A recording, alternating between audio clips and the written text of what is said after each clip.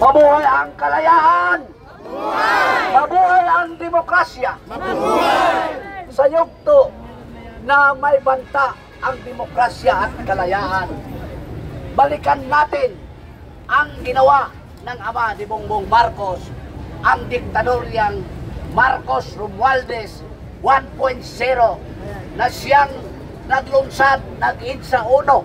Balikan natin yon. Bakit ba tayo naglunsad noon ng insa uno?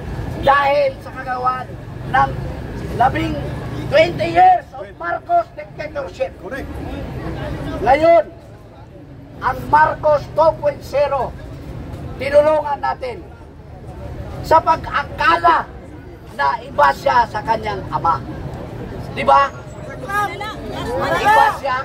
Akala na lang natin yun. Nabudol! Kasi binigyan sana natin siya ng pagkakataon. Di ba? Pero anong nangyari sa 3 taon na ngayon? So ang Marcos Romualdez virus 1.0 nagiging Marcos Romualdez 2.0 virus. Masahol pa sa COVID-19 virus. So, kung pinatalsik natin ang kanyang ama dahil isa siyang virus 1.0, dapat gawin din natin yan sa anak. Di ba? Tama! Kung sinopel ng ama ang kalayaan at demokrasya noong araw ng kanyang panahon, ngayon, sinupil din ng anak ang kalayaan at demokrasya ng taong bayan. Hindi tayo papayag. Sana matuto na tayo. Matuto na tayo. Hindi na tayo papayag. Hindi tayo papayag na babalik ulit ang pananakop ng mga virus ng Marcos Romualdez virus 2.0. Alisin na natin yan. Alisin na natin yung virus na yan. Alisin, mga magnanakaw. Alam na niyo ang pinutong sabihin. So, mga kababayan, nandito po tayo upang ipahayag ang ating mga damdamin. Hindi tayo dito manggugulo. Ang ating sasabihin lang sa Presidente, wala kang kakayahan kasi may sakit ka. Wala kang kakayahan dahil na-influensya ka sa droga.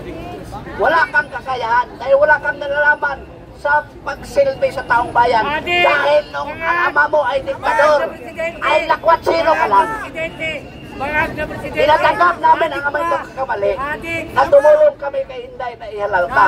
Pero kung nagkamali kami noon, ngayon, ituwid namin ang aming pagkakamali sa pamagitan ng pagsabi sa iyo, step down, down na, bumaba ka na. Marcos, alis dyan. Marcos, alis dyan. Marcos, alis dyan. Marcos, alis dyan. Marcos, alis dyan. Marcos, alis dyan. Maraming salamat po. Mabuhay ang kalayaan! Mabuhay ang demokrasya! Duterte!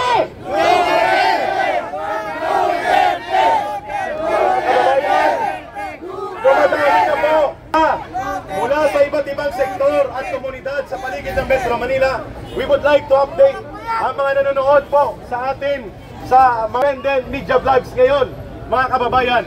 Ngayon ay pakinggan natin, kailangan may boses din. Ang isa sa pinabayaan ni Marcos na sektor sa lipunan, ang kababaihan. Tawagin natin si Inday Cares. Karen! Pagkatawag, Karen!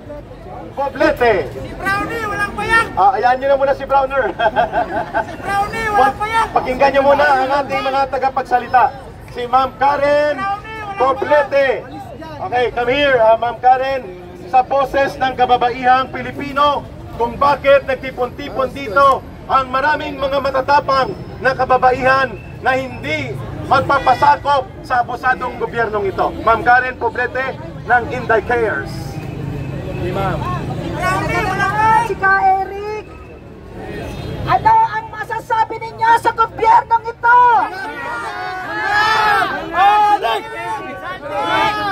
Bakit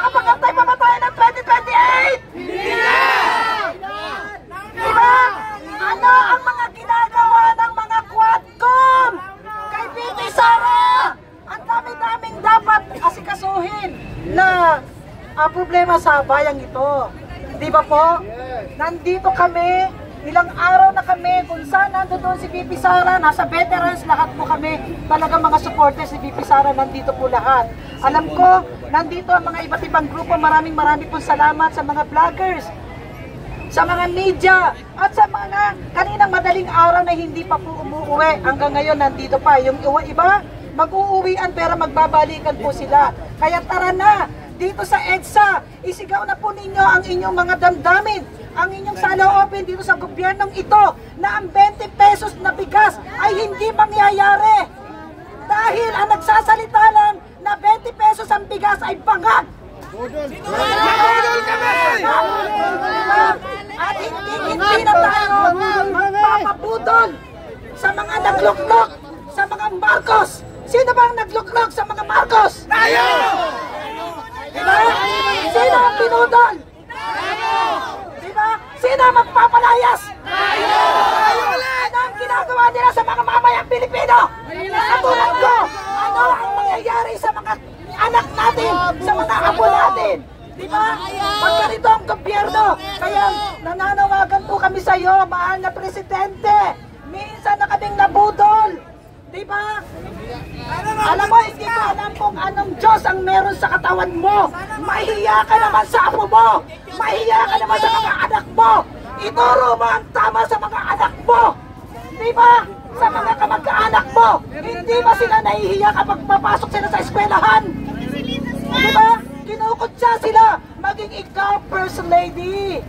Diba? Iniidolo ka ng lahat. Diba? Maging ako. Iniidolo kita, pero anong ginawa mo sa amin? Di ba? Sino ba ang gobyerno ngayon? Martin! Diba? Sino?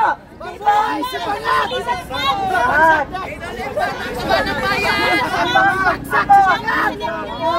Ako, nandito ako para ipaglaban at isigaw ang aking damdamin kasi ano pa? Ano pa ang mangyayari? Saan pa? Di ba? Katulad nga ng sabi ni VP Sara, di ba? Ano? Ano pa? Saan ka pa? Di ba? Sino pa ang pumatay? Ninoy Aquino. Di ba? Kaya nga, yung sinasabi na ako ang papatay sa akin ay ipapapatay ko rin sana. Huwag na natin gawing issue yon. Di ba? Ayusin natin ang gobyernong ito. Di ba? Kung gusto natin maging ayos. Yun lamang po, maraming po salamat sa pagkakataon na makapagbigay ng saloobin sa inyo. Dali. Practice mo na, practice para kayo ay mabuhayan ng inyong paninindigan. Wait mo na. Sige. Pagkatapos ng Duterte call. Ito ha. Okay, ito. Practice mo na, practice. Ito. 1, 2, 3, go. Bayan, bayan, bayan ko. Bayan, bayan, bayan ko. Di pa tapos ang laban mo. Di pa tapos ang laban mo. Gobyernong manloloko. Gobyernong manloloko. Labanan mo, itakwil mo. Labanan mo, itakwil mo. Okay, mas mabilis ha. Sige. Isa pa. Announcement muna before ang ating practice ng ating community chanting. Okay. Announcement. Dito tayo titira dahil may ang dasal natin prayer vigil eh. Meron tayong dito permit church vigil kasi magdarasal tayo, di ba? Kaya natin na dito.